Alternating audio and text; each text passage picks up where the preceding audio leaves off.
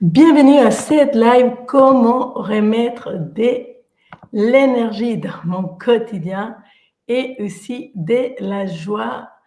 On est en direct dans cette première live perspective et donc je veux me permettre de prendre 2 secondes pour vous expliquer ce concept, cette envie qui est née de véritablement avoir un espace de conversation dans lequel je peux vous apporter des nouvelles perspectives. Donc, si vous ne me connaissez pas, je suis Claudia Garcia, coach exécutive depuis 2013. Ça fait bien longtemps que j'ai entamé ma reconversion après avoir travaillé plusieurs années dans la levée de fonds, l'investissement dans l'immobilier. Et aujourd'hui, la thématique, il se prête bien parce que, je ne sais pas vous, mais le mois de janvier, ça a été un peu comme un rouleau compresseur, c'est-à-dire on sort de vacances de Noël et d'un coup on atterrit dans le mois de février en se demandant qu'est-ce qui s'est passé en janvier. Donc, beaucoup de mes clients et moi-même avons vécu cet espace de tension et on se retrouve un peu au bout de rouleau et l'année ne vient que de commencer. Donc, la perspective aujourd'hui, ça va être de venir observer là où on n'a pas forcément l'habitude d'observer.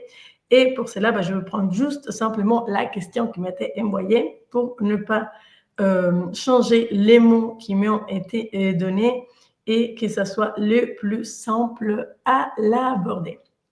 Donc, si vous êtes en live, n'hésitez pas à me mettre un petit message. Normalement, je dois être capable de pouvoir voir les messages, peut-être avec un peu en décalé. Et si vous avez des questions aussi par rapport à cette thématique, des enjeux ou des besoins, mettez-les moi dans le chat pour que je puisse vous répondre, vous donner une perspective à cette thématique.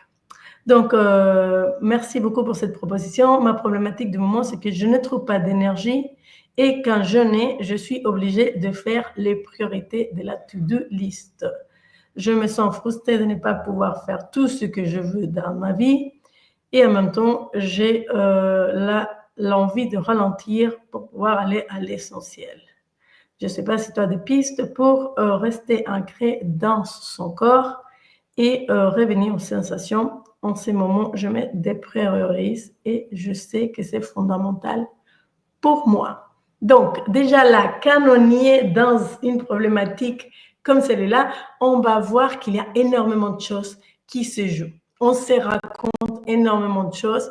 Donc, si c'est votre cas, aujourd'hui, je vous invite à déjà séparer les différents éléments. C'est-à-dire, la première partie de cette question, c'est je n'ai pas d'énergie et quand j'en ai, je suis obligée de faire les priorités, de faire la to-do list.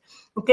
Donc, généralement, là, on va avoir une sensation de je n'ai même pas mon énergie au bon endroit parce que je voudrais mettre mon énergie ailleurs, mais il y a une to-do list énorme qui est devant moi. Donc, pour ça, mon conseil, ça va être de revenir à quelles sont les valeurs qui sont importantes pour moi maintenant, ce que j'appelle les valeurs de moment présent. Les valeurs de moment présent, ce sont les essentiels qui nous mettent en joie. Quelles sont les choses qui, si je vous laisse enlever de votre vie aujourd'hui, vous en souffrirez énormément. Et en fait, c'est venir observer quelles sont les choses qui nous dynamisent, qui nous énergisent, qui nous rend heureux. Pourquoi? Parce que généralement, ce sont des choses qui ne sont pas dans la to-do list. C'est assez rare que dans la to-do list, on aille ces espaces. Or, ce sont des essentiels pour venir reconnecter à cet espace de joie. Une fois qu'on est dans cet espace de joie et qu'on est dans cet espace de respiration, l'énergie va revenir et donc du coup, on va pouvoir finalement s'atteler à cette fameuse to-do list. Donc, l'objectif, c'est pas d'y passer de masse de temps, c'est de dire, OK, concrètement, quels sont ces essentiels? Par exemple, moi, je vais vous expliquer, pour moi, mes essentiels, ça va être d'être en contact avec mes clients. Moi, coacher, accompagner me donne beaucoup d'énergie. Or, pendant le mois de janvier, j'ai eu beaucoup moins de sessions de coaching parce que le mois de janvier, c'est un mois de rush pour beaucoup de gens et donc, du coup, le volume des sessions, il diminue. Donc ça, c'était la première chose qui, moi, m'a impacté dans cette énergie. Deuxième chose qui est très important pour moi, c'est d'avoir une spiritualité, une certaine espace de calme, de paix intérieure. Donc ça, je l'ai gardé pendant le mois de janvier et c'était très utile pour moi. Et en même temps, ce qui est très important pour moi aussi, c'est d'être en capacité de développer mon business.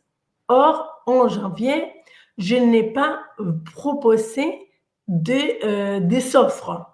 Je n'ai pas proposé de venir faire des programmes parce que j'y étais beaucoup dans une to-do list, de structuration, de lancer l'année, etc. Et donc, cet espace de conversation, de proposition, de lancer quelque chose, de création, m'a manqué. Et donc, je me suis retrouvée à la fin du mois véritablement très fatiguée, assez irritable. Donc, c'est là le projet depuis une semaine, c'est comment je remets ça. Et là, les sessions de coaching, ils sont commencé à être beaucoup plus régulières dans mon agenda. D'un coup, je suis beaucoup plus alignée, je suis beaucoup plus heureuse, j'ai beaucoup plus d'énergie.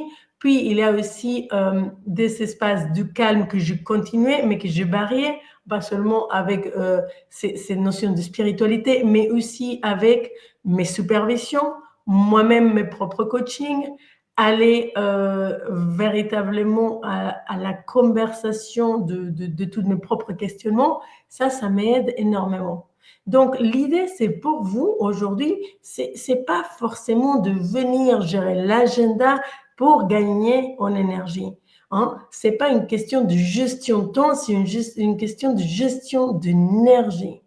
Donc, mettez-vous l'accent aujourd'hui, si je pouvais focaliser mon énergie dans mes essentiels, c'est quoi ces essentiels-là? Et leur donner un peu de temps.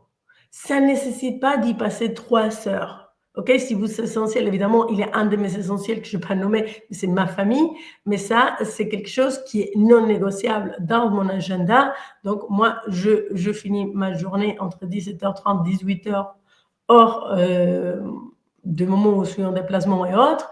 Et à partir de là, je suis disponible pour mes enfants, pour mon mari, etc.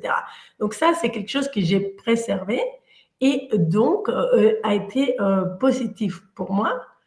Et même, je pourrais dire, le mois de janvier, j'étais peut-être un peu même trop disponible. Trop disponible, ça m'a récupéré de l'énergie. Donc, venez jongler ces valeurs de moment présent, ils sont fluctuantes. Chaque trimestre, vous pouvez faire l'exercice, OK, qu'est-ce qui est essentiel pour moi ce trimestre-là? Comment je me sens? Parce que si on ne vit pas par rapport à ces valeurs, ce qui va se passer par rapport à ces priorités qui sont intrinsèques, c'est qu'on va venir remplir nos agendas des priorités extrinsèques, imposées, qui sont très importants pour les autres, mais qui à l'intérieur de nous ne viennent pas nous nourrir. Quelle est la différence entre ces valeurs intrinsèques et les valeurs extrinsèques? Certains me posent la question en se disant, oui, mais en fait, je ne comprends pas la différence. Mais les valeurs intrinsèques, ce sont des choses qui sont très, très, très vraies pour nous. Vous voyez, là, je vous ai parlé de ma famille, je vous ai parlé de mes enfants, mon conjoint, je n'ai pas parlé de mes cousins, cousines, etc. C'est vraiment très spécifique. C'est un noyau de personnes. Il y a mes parents aussi, mais qui sont loin, qui sont au Mexique. Et donc, ça, c'est spécifique. Puis, dans les spiritualités, vous avez vu, je vous ai parlé de moments de calme, de respiration, de reconnexion à moi. Ça, c'est ma manière à moi de le vivre. Mais pour vous, ça peut être très différent. Et puis, il y a cette notion, finalement, de connexion avec mes clients, d'être dans l'excellence, d'être dans le partage, etc. Donc ça, c'est vraiment essentiel pour moi. Et là, on y est dans mes valeurs à moi, Claudia. J'ai des valeurs aussi de société. Ce sont des valeurs qui vont être un peu plus universelles, entre guillemets, et beaucoup de personnes, ils parlent de ces valeurs-là. En général, ils essayent de guider leur vie avec ces valeurs que j'appelle les valeurs sociétales qui sont absolument nécessaires, comme le respect, la bienveillance, l'altruisme, la générosité, la justice, mais qui sont un peu déconnectées finalement du quotidien.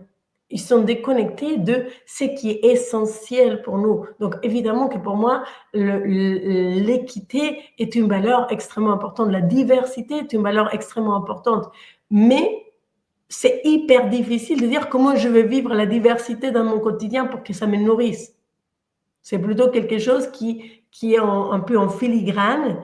Mais si je veux véritablement remettre cette joie, remettre cette énergie, remettre cette vie à l'intérieur, ça passe par des choses qui sont beaucoup plus précises, beaucoup plus ciblées, beaucoup plus individuelles, uniques vis-à-vis de chacun d'entre nous. Donc ça, c'est pour moi une autre manière de venir récupérer cette énergie.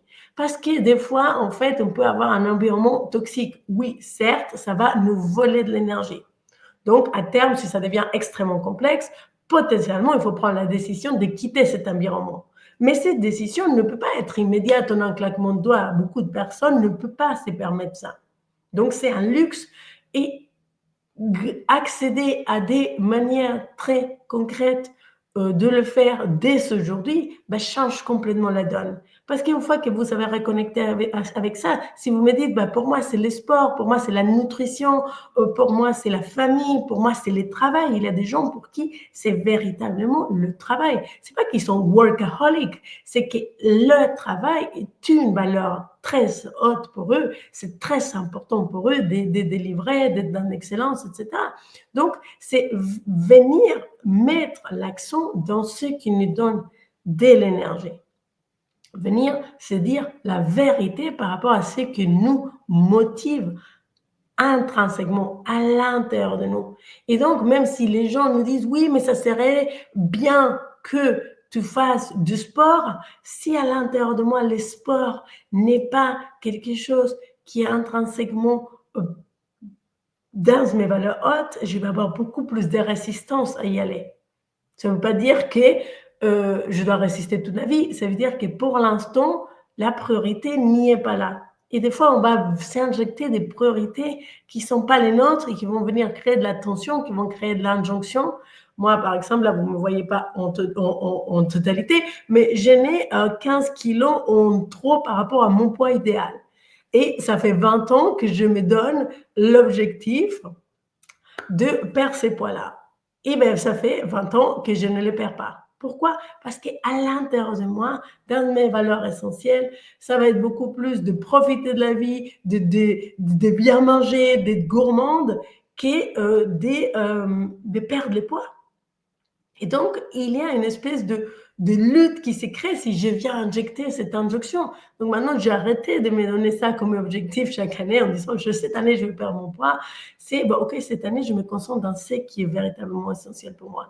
Et les jours où cette valeur santé, poids du corps idéal viendra se placer plus haut dans ma hiérarchie, à ce moment-là, je pourrai m'engager parce que ce sera quelque chose qui me donnera envie, qui me fera devient. OK? Donc là, je commence à toucher à comment on définit des objectifs qui nous donnent de l'énergie. Comment on définit des objectifs qui nous maintiennent en vie, qui nous maintiennent en connexion avec nous-mêmes et qui ne sont pas là juste pour venir nous s'entasser. Parce qu'on en a déjà assez des objectifs et assez de contraintes dans notre quotidien, quand on est salarié, cadre supérieur, manager d'une équipe. Je le vois tous les jours avec les gens que je coach. Moi, je coach de middle management jusqu'au top management. Donc, ça va être des personnes qui ont de la pression, qui ont des objectifs assez durs à atteindre, avec des ressources limitées, des gens qui sont assez exigeants envers eux-mêmes et envers leur environnement. Donc déjà, là, il en a déjà suffisamment d'objectifs extrinsèques pour qu'en plus, on vienne rajouter, nous, de notre côté, des espaces d'illusion. Ce sont des illusions, ce sont des objectifs qui ne sont pas chez nous, qui ne nous nourrissent pas. Donc aujourd'hui, le exercice que je vous laisse pour venir récupérer votre énergie, ça va être de vous poser sur ces essentiels-là. Quelles sont les 5 choses que si on me les retirait de ma vie, je fanerais comme une fleur qui n'a pas eu de soleil ni d'eau? Et puis, comment je remets ça dans mon quotidien, dans la manière dans laquelle je peux le faire? Si c'est passer le temps avec mes enfants, comment je m'engage pour passer 10 minutes avec eux, mais pleinement avec eux? Pas 1 heure, pas 2 heures. N'essayez pas d'un coup faire un objectif extrêmement complexe, de retrouver 5 heures dans votre semaine. C'est 5 minutes ici, 10 minutes ici. Si c'est santé, comment est-ce que j'y mets un peu de santé? Est-ce que je peux rajouter une session de sport supplémentaire? Et véritablement venir intégrer ça d'une manière un peu plus douce, un peu plus organique dans votre quotidien. Certes, ça pourra prendre plus de temps, mais ça sera durable, surtout viendra vous respecter. Okay? Donc ça, c'est la première chose. Et puis, dans la question qui m'a été partagée, il y avait une demande très particulière sur est-ce qu'il y aurait des techniques ou des moyens pour... Et oui, je vais vous donner 2 techniques. Donc, une technique qui va passer par ce qu'on appelle du tapping, donc c'est l'EFT. EFT, c'est Emotional Freedom Techniques. Donc, je suis thérapeute certifiée autour de cette technique qui vise à réénergiser le corps en tapotant sur des points d'acupuncture. Donc, je vais vous montrer une ronde que vous pourrez faire à la maison et spécifiquement à la maison ou au bureau où vous voulez, hein, dans le métro si vous êtes suffisamment courageux et que vous ne craignez pas les regards des autres. Mais vous pourrez la faire dès que vous sentez que l'énergie elle est un peu basse. Ok? Donc là, aujourd'hui, notez, là, si vous la faites avec moi en direct, notez où je me situe par rapport à mon énergie. Est-ce que je suis en énergie 3, je suis en énergie 8, je suis en énergie 5, où j'en suis en termes d'énergie? Et puis, on va venir tapoter, donc je montre bien sur l'écran, on tapote ici, sur ce qu'on appelle le point karaté, et on va toujours dire la même phrase. C'est une phrase qui commence par « et même si je suis fatigué, et même si je manque d'énergie, et même si j'ai l'impression d'être au bout de rouleau ou épuisé, hein, choisissez la formule qui vous parle le plus, et même si je suis fatigué, je m'aime ». Parce qu'en fait, malgré le fait d'être fatigué, malgré le fait d'être au bout du rouleau, on peut venir se dire qu'on s'aime, même comme ça. Okay? Donc, ça enlève la résistance, puis on tapote sur la tête, et même si je suis fatiguée, là, on va dire la vérité, je suis fatiguée, je n'ai pas bien dormi cette nuit, ou je n'ai pas bien dormi cette semaine, ou je n'ai pas bien dormi depuis le début de l'année. Je suis fatiguée, je n'ai beaucoup de réunions, je n'ai beaucoup de contraintes en ce moment, je suis fatiguée, j'ai l'impression de ne pas manquer d'énergie, de manquer beaucoup d'énergie, j'ai perdu mon enthousiasme, je me sens débordée, je me sens vidée de mon énergie. Et à chaque fois que vous dites une phrase, vous respirez tout simplement par la bouche ou par les nez, faites des mots très mieux. Je me sens fatiguée. En dessous de soutien-gorge pour les femmes, et pour les hommes, juste en dessous de pectoraux. Je me sens fatiguée. Je suis fatiguée. Je suis fatiguée. On fait des côtés et ici, je suis fatiguée. En fait, ça, c'est la première partie. On accepte d'être fatigué. On dit sa vérité. On lâche la bombe. C'est OK. Ça fait partie de la vie. Puis, on va partir sur une deuxième ronde qui est qu'est-ce qui me dirait ma meilleure amie? Qu'est-ce qui me dirait quelqu'un qui m'aime bien? Qu'est-ce qui me dirait mon coach, mon thérapeute, la personne qui me suit? Qu'est-ce qui me dirait ma maman si elle était là et qu'elle était bienveillante envers moi et qui me protégeait? Mais qu'est-ce qu'elle va me dire? C'est le mois de janvier et danse. Que cet hiver, il a été long. Qu'est-ce qu'elle pourrait me dire? Que je fais de mon mieux, que je fais déjà beaucoup de choses. Je suis en train de mener à bien ce projet de transformation qui prend beaucoup d'énergie. Que j'ai passé beaucoup de temps à organiser le lancement de l'année et que maintenant, je peux me féliciter parce qu'il y a un plan d'action qui est prêt, que je fais de mon mieux, que je suis une femme intelligente. que j'ai le droit à ne pas être au top tous les jours. Que des fois, on a le droit juste d'être fatigué. J'ai le droit d'être fatigué. Ça n'enlève rien à ma capacité, à ma puissance, à mon énergie, bon, si à mon énergie, si, à ce que je peux apporter au monde. Généralement, c'est ça qui me dirait ma meilleure copine. Elle me dirait, autorise-toi, même si c'est dur, prends une sieste. Elle me dirait, bon, respire. Okay. Super. Donc, on vient se donner de l'amour, on vient se donner de la compréhension, on vient écouter en fait aussi tout ce qu'on fait déjà, tout ce qui est bien, tout ce qui est positif, pour redonner un peu une bouffée d'oxygène à notre corps. Et puis on clôture en disant, ok, qu'est-ce que je choisis maintenant? J'ai choisi de me réénergiser. J'ai choisi même si je suis fatiguée, j'ai choisi de laisser l'énergie revenir. J'ai choisi de voir le positif. J'ai choisi de laisser l'énergie revenir. J'ai choisi de ne pas lutter contre cette fatigue. J'ai choisi d'être dans l'énergie. Je laisse l'énergie revenir. Je laisse l'énergie revenir. Je laisse l'énergie revenir. Je peux voir tout ce que j'ai déjà accompli ce mois-ci et même si je suis fatiguée, je laisse l'énergie revenir. Je laisse l'énergie revenir. Je laisse l'énergie revenir. Et vous respirez. On oublie de respirer, c'est un truc de fou. On vit en apnée, donc on respire par la bouche si ça vous fait du bien, ou par le nez. Donc ça, c'est un exercice que vous pouvez faire. Ça paraît compliqué, en réalité c'est très simple. C'est venir tapoter dans un point d'énergie pour la faire circuler dans notre corps. Donc ça, et vous notez maintenant, vous étiez à 4, à combien vous êtes maintenant? Comment vous vous sentez? Est-ce que vous sentez que cette énergie est revenue? Un deuxième exercice que je vais vous donner, c'est un exercice qui s'est fait en 3 secondes et qui est génial. C'est on va inspirer par la bouche, on va inspirer par la bouche en gonflant ici et on expire. Généralement, quand on fait cet effet-là. Ça vient donner de l'oxygénation au corps. Dans le ventre, dans la poitrine.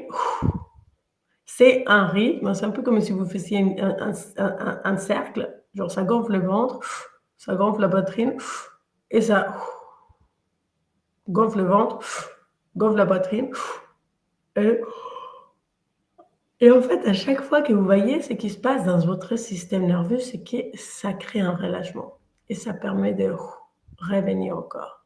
Hein, quand le mental s'emballe trop et qu'on y part trop dans la to-do list, les milliers de choses à faire, j'ai pas d'énergie, je suis épuisée, tout ça.